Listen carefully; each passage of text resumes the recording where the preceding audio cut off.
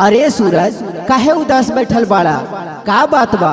कुछ बोल न रे। अरे का कही यार, हमार बाप बड़ी मौगा बा। त का भइल बा? त सुन।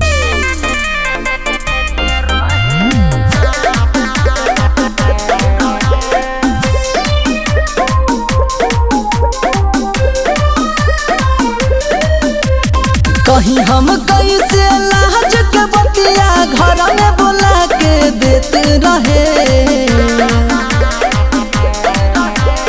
कहीं हम कैसे लाज के बतिया घर में बोला के देते रहे।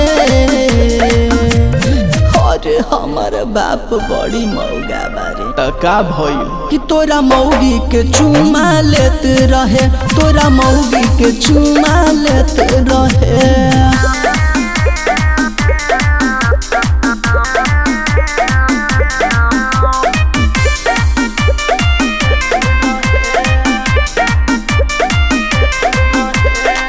एतना गोबलूर लछन बेकारे, कहले बा घरे बेटावा तोहारे। एतना गोबलूर लछन बेकारे, कहले बा घरे बेटावा तोहारे। कहीं हम कैसे लाज के बतिया घर में बोला के देते रहे। अरे हमर बाप बड़ा मौगा बारे। त का भइल? कि तोरा मौगी के चुमा लेते रहे, तोरा मौगी के चुमा लेते रहे।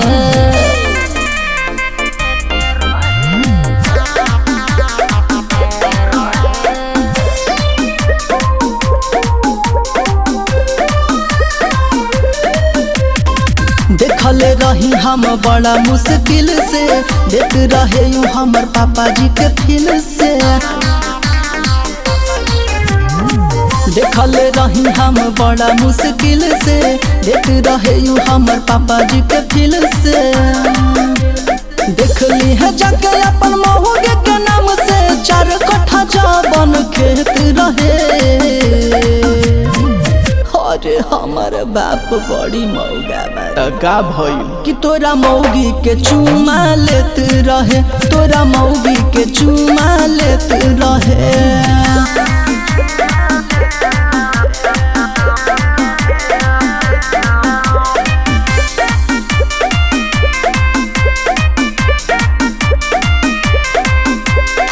जान गईल जवन लिखल ह खेतवा, सब बतैल रहे छोटा का तोर बेटावा।